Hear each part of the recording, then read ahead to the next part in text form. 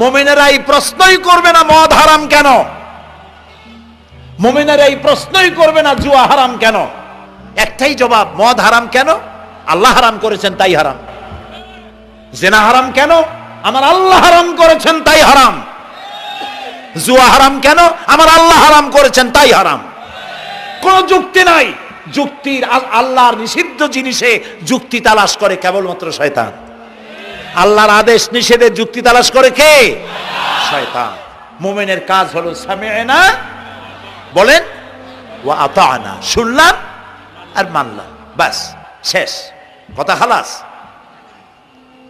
এই গেল, চারটি শর্ত পুরো হয়ে গেল। এই চারটি শর্ত যদি পূরণ করতে পারি তাহলে আল্লাহরে বিশ্বাস করছি এটা প্রমাণিত হবে, এটা জাস্টিফাই হবে, এটা সত্যতা প্রমাণ হবে যদি আল্লাহর হুকুম মতো। এক নম্বরে হলো, আমি আবার কথাটা প্যাকেট করে দিই যাতে করে আপনারা বাড়ি নিয়ে যাইতে পারেন। আল্লাহর উপরে ঈমান এনেছি, এই কথাটাকে কমপ্লিট করার জন্য শর্ত কয়টা? চারটা। এক নম্বরে আল্লাহর অস্তিত্বে বিশ্বাস, বলেন আল্লাহর অস্তিত্বে বিশ্বাস। দুই নম্বরে আল্লাহর গুণাবলীতে বিশ্বাস। তিন নম্বরে আল্লাহর ক্ষমতায় বিশ্বাস। চার নম্বরে আল্লাহর আদেশ এবং নিষেধে বিশ্বাস, মান্য করে চলা। আল্লাহ যেন এই তৌফিক আমাদের দেয়, বলেন আমিন। আল্লাহ রাব্বুল আলামিন দুনিয়ায় শান্তি, আখিরাতে জাহান্নাম থেকে মুক্তি দেওয়ার জন্য আল্লাহ পাক আমাদেরকে একটা ব্যবসার কথা বলেছেন। ওই ব্যবসায় পুঁজি কয়টা? বলেন। তিনটা পুঁজি। বলছি কয়টা? দেখেন যে কেমনি প্যাঁচ লাগে। বলছি মাত্র একটা, সে একটা ডাল বার করছি চারটা। এবার আসেন মূল পয়েন্টে। এবার দ্বিতীয় পয়েন্ট, রসুলের প্রতি ঈমান। আমরা তো রসুলের প্রতি ঈমান আনছি কিনা বলেন? রসুলের প্রতি ঈমান এনেছি। আমাদের এই ঈমান যথেষ্ট নয়, কারণ আমাদের ঈমান হলো রবিউল আউয়াল মাসে ঈমান তাজা হয়, ঠিক না? ঠিক না? রবিউল আউয়াল মাস যখন আসি, ব্যানার টানাই, শামিয়ানা টানাই, রাস্তাগুলিতে ফ্ল্যাগ লাগাই আর আলোকসজ্জা করি। মন্ত্রীরা আসেন, নেতারা আসেন, সিরাতুন নবী মাহফিলে দাঁড়ায় বলেন নবীর আদর্শ অনুসরণ করা ছাড়া উপায় নাই। অথচ ওনার পা থেকে শুরু করে মাথা পর্যন্ত নবীর আদর্শ নাই। আবার এই নেতা রামকৃষ্ণ মিশনে, রামকৃষ্ণ পরমহংসদেব তার মঞ্চে গিয়ে বলেন রামকৃষ্ণের নীতির ছাড়া বিকল্প কিছুই নেই। আবার গৌতম বুদ্ধের জন্মবার্ষিকী উদযাপনের জন্য সেখানে গিয়ে বলেন গৌতম বুদ্ধের অহিংস নীতি অনুসরণ করা ছাড়া জাতির যোগীনাথ হওয়ার আর কোনো পথ নাই। যেখানে যায় সেই জায়গার গুলি ধরে।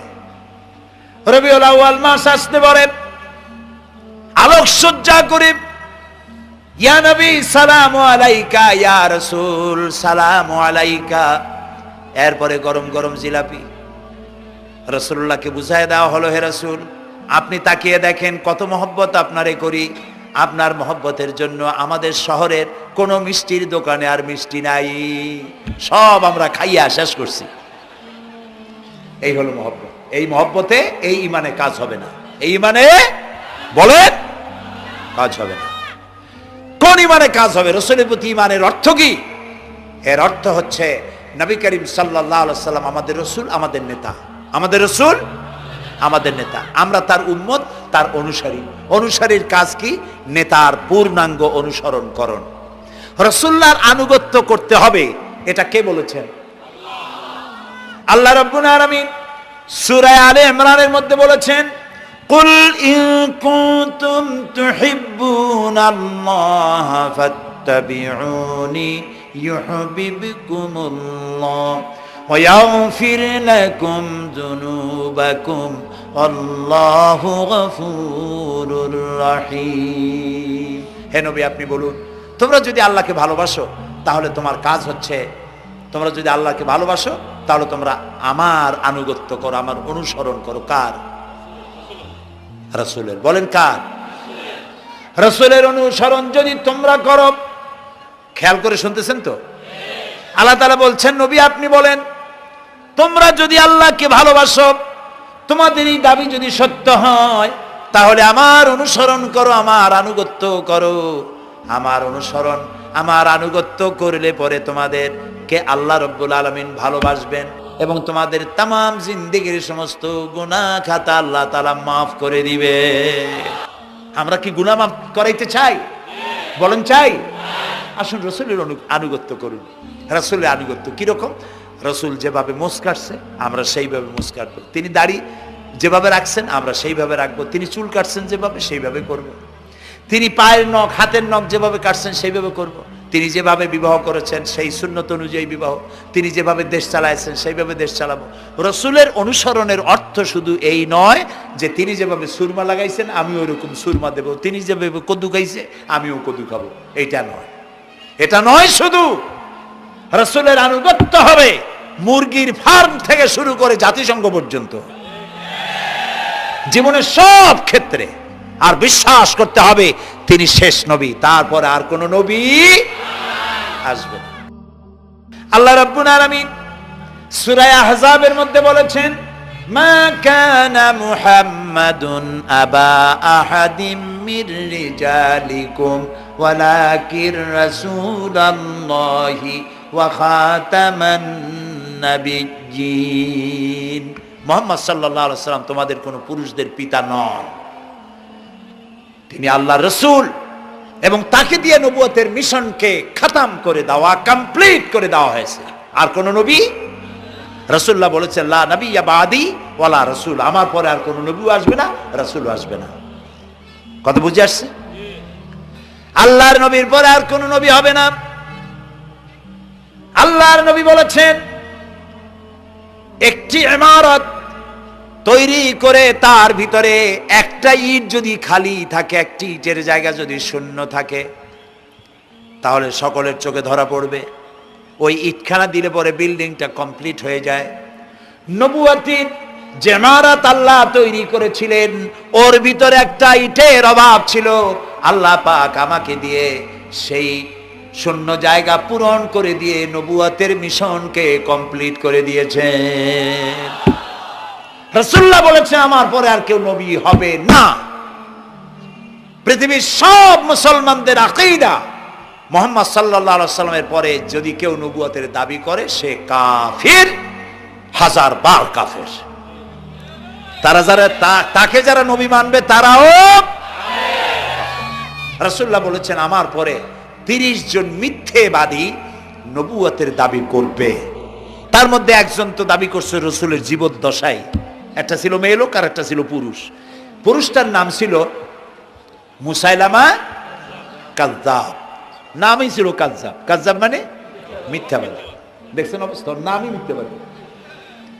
উম্মতেরা কইল যে আপনি তো একজন নবী, আমরা সৌভাগ্য আর দুর্ভাগ্য হোক আপনারা নবী বলে মানলাম। মুহাম্মদ সাল্লাল্লাহু আলাইহি ওয়াসাল্লামের কাছে প্রায় জিবরাইল আসে আর ওহী আনে, আর আপনি আমাদের কোনো ওহী দিতে পারলেন না পর্যন্ত।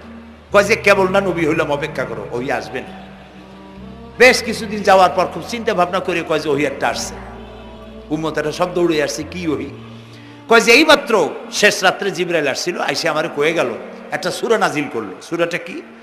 ইন্না আতাইনাকাল আকাক ফাসাল্লি লিরাব্বিকা ওয়াজআক ইন্না শানিয়াকা হুয়াল আবলাক। উম্মতেরা কয় সর্বনাশ, এই সূরা পড়তে গেলে তো আমরা কাইসা মরে যাব।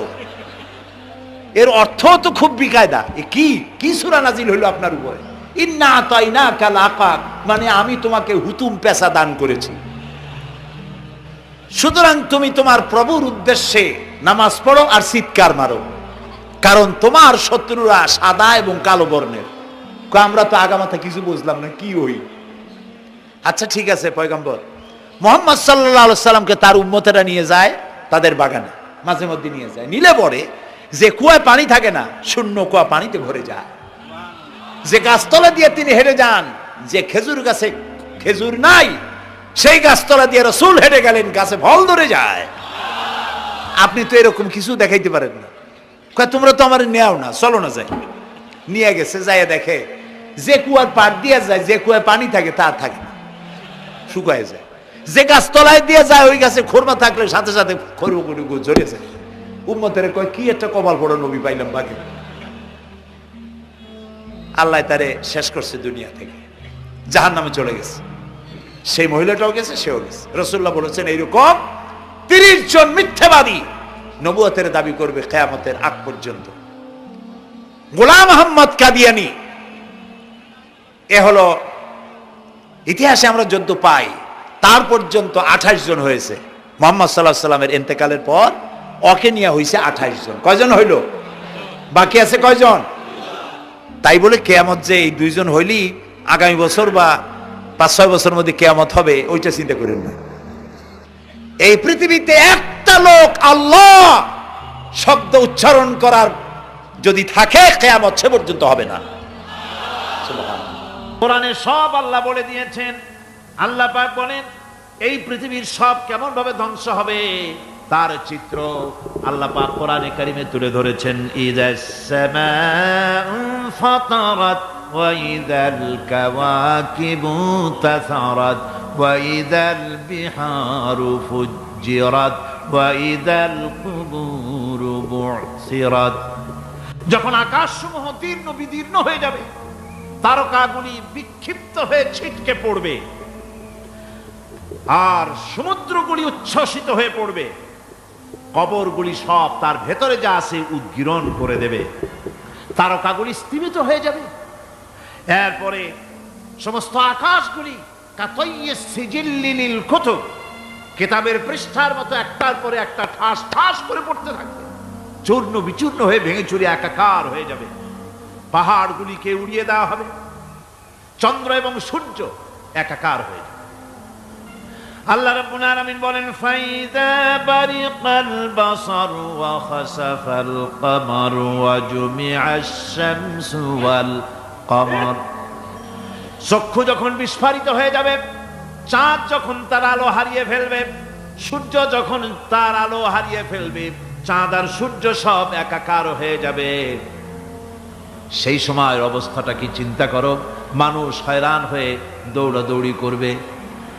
ওয়াহুমিলাতিল আরদু ওয়াল জিবালু ফাদুক্কাতা দাক্কাতান ওয়াহিদা।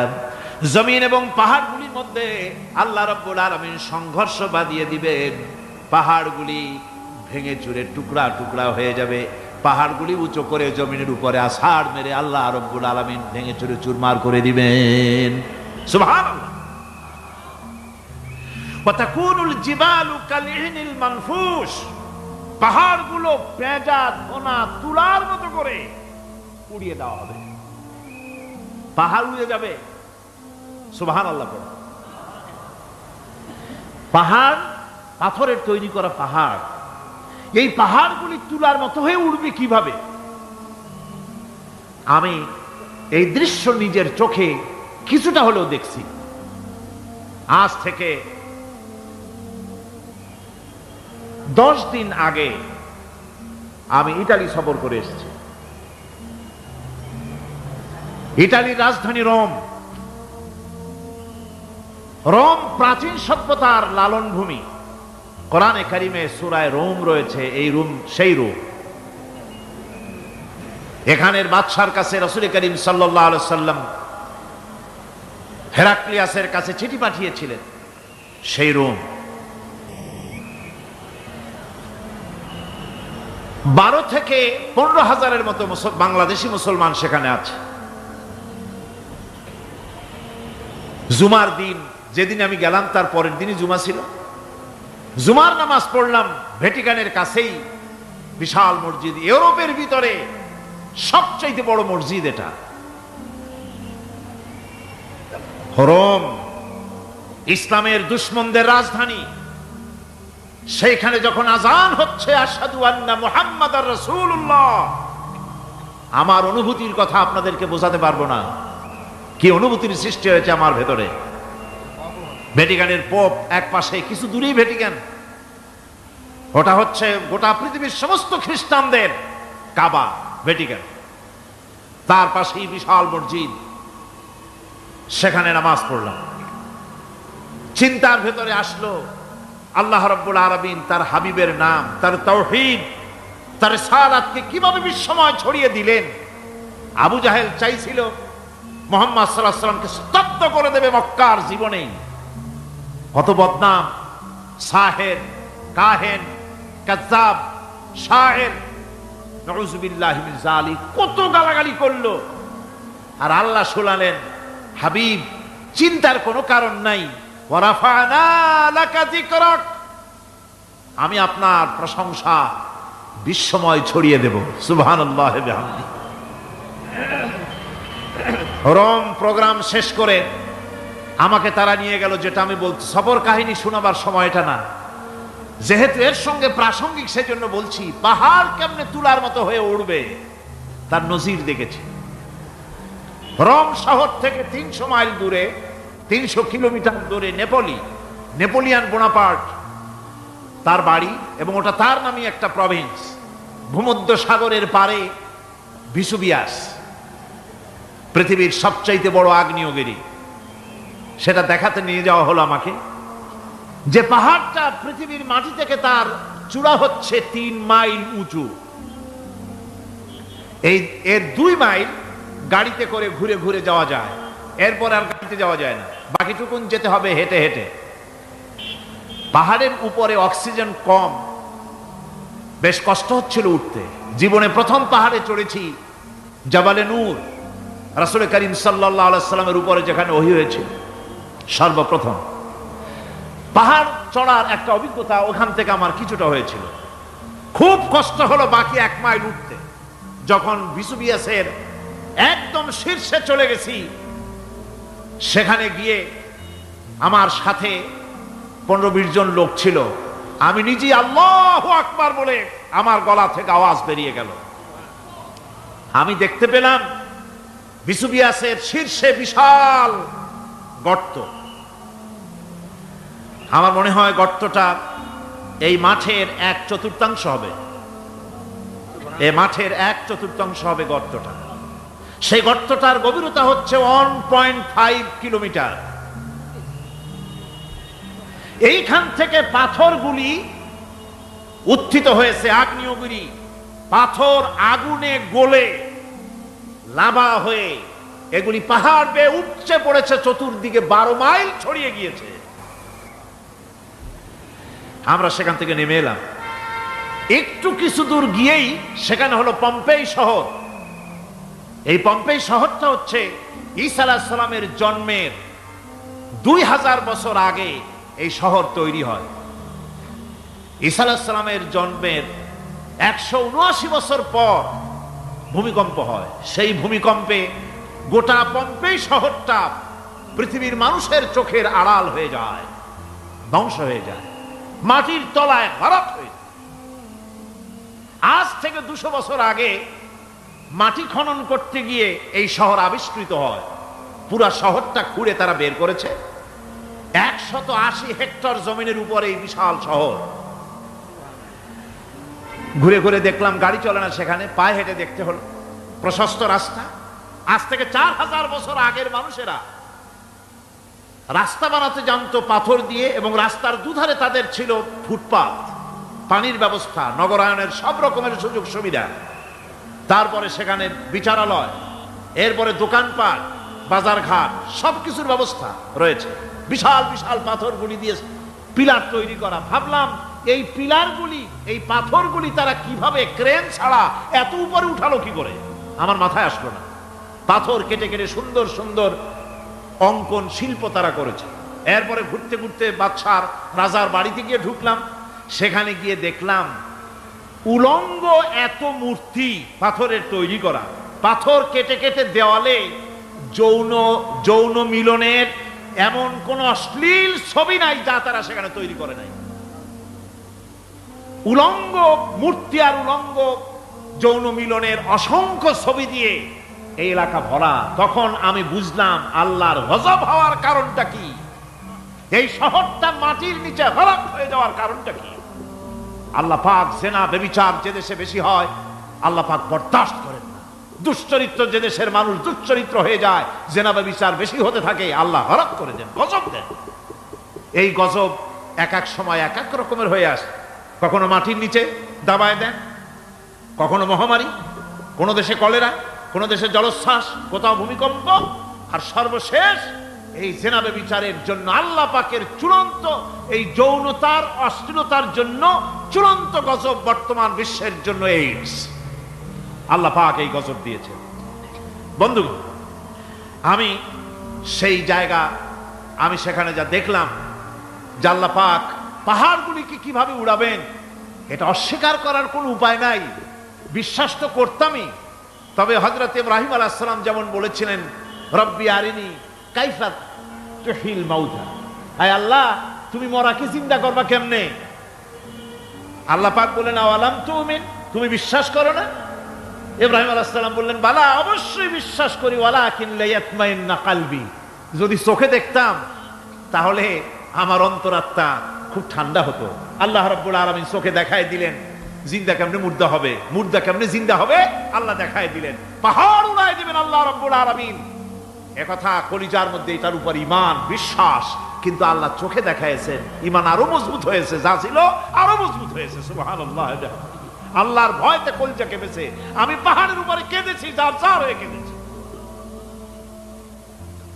বন্ধুগণ, আল্লাহ সুবহানাহু ওয়া তাআলা এই জন্য বলেছেন, কুল সিরু ফিল আরদ, আমার জমিন ঘোরো, ভালো করে দেখো, কাইফা কানা আকিবাতুল মুকাজ্জিবিন, মহাসত্যকে যারা অস্বীকার করেছে তাদের পরিণতি আমি কি করে দিয়েছি, এগুলি চোখে ভালো করে তাকায় দেখো। আমার বন্ধুগণ, সুতরাং এই পৃথিবীর অবসান হবে, এই পৃথিবী ধ্বংস হবে, এই পৃথিবী চূড়ান্তভাবে শেষ হয়ে যাবে। ও হ্যাঁ, আরেকটি কথা বলতে হয়, সেটা হচ্ছে যে এই রোম থেকে আরেকটু দূরে 900 মাইল দূরে হচ্ছে সিসিলি। 900 মাইল দূরে, সেখানে এই সিসিলি মুসলমানেরা শাসন করেছিল 350 বছর। সেই সিসিলিতে রয়েছে 360টা মসজিদ মুসলমানদের করা। সমস্ত মসজিদগুলি আজ তালা বন্ধ, একটা মসজিদও খোলা নাই। সেখানকার মুসলমানেরা ওয়াজ শুনতে এসেছিল রোমে। আমি তাদের জন্য পরামর্শ দিয়েছি যে গভর্নমেন্টের কাছে তোমরা দাবি জানাও যে অন্তত একটা মসজিদের দরজা আমাদের জন্য খুলে দাও। রোমের অবস্থানরত প্রবাসী বাংলাদেশি মুসলমানেরা আমাকে বলেছে, তাদের অনেকের বাড়ি চট্টগ্রামেও আছে, আমাকে বলেছে তাদের চোখে পানি আসছে বলার সময় যে চিরময়ের তাফসীর মাহফিল যখন আসে কলজাটা কাঁদতে থাকে যাওয়ার জন্য। তো যাওয়া তো সম্ভব না এত দূর থেকে, আমাদের সালাম বলে দিবেন যত লোক আসবে, আর আমাদের জন্য দোয়া করতে বলবেন যেন এই রোমের ভিতরে আমরা ইসলামের আদর্শের ভিত্তিতে আমরা যেন চলতে পারি। আপনারা দোয়া করুন তাদের জন্য।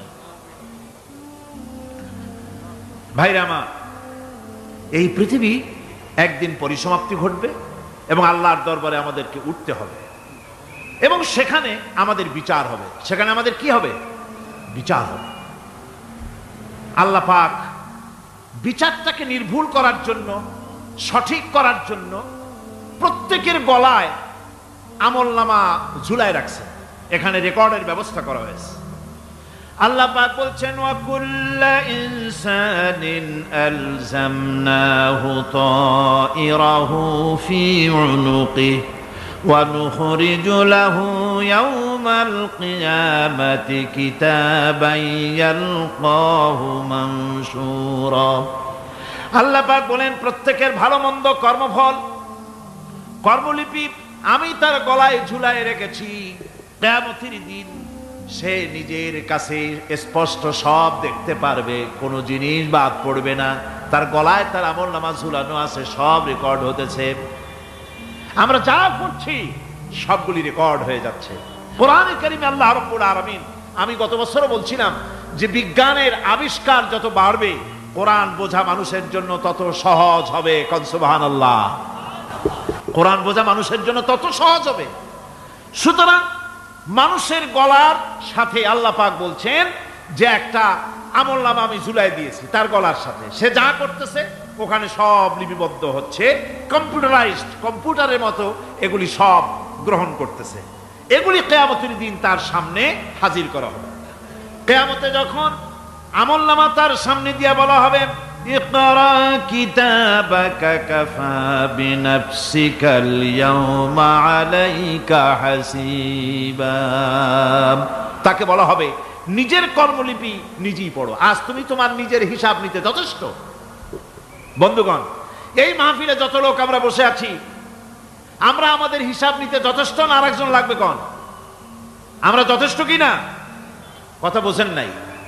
আমি বলতে চেয়েছি এটা, আমরা যদি এখন চোখ বুঝে চিন্তা করি যে পিছনের জীবনে কি করেছি, মনে পড়বে নাকি পড়বে না?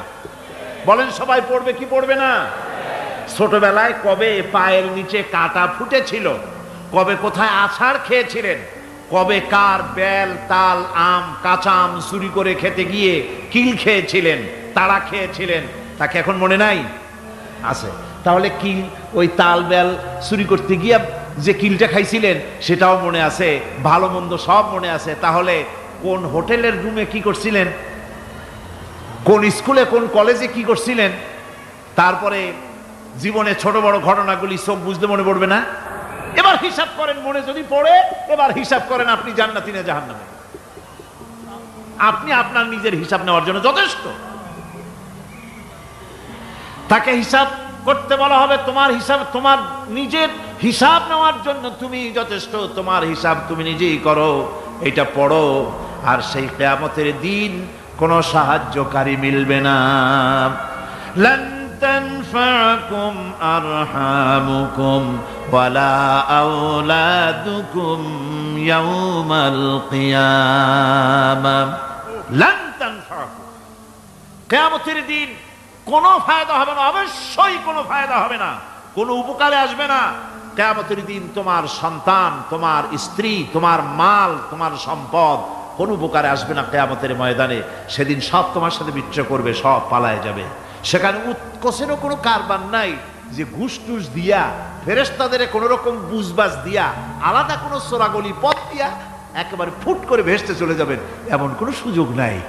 অনেকে বলে, হুজুর এমন কিছু দোয়া শিখায় দেন যাতে ওই সব জেহাদ বোমা এগুলি খুব ভয় পাই, ও সব রাস্তা টাস্তা না, খুব সহজে কিছু দোয়া দুরূদ করিয়া আস্তে করে জান্নাতে চলে যাওয়া যায়, এরকম একটা দোয়া, এরকম একটা পথ বলে দেন।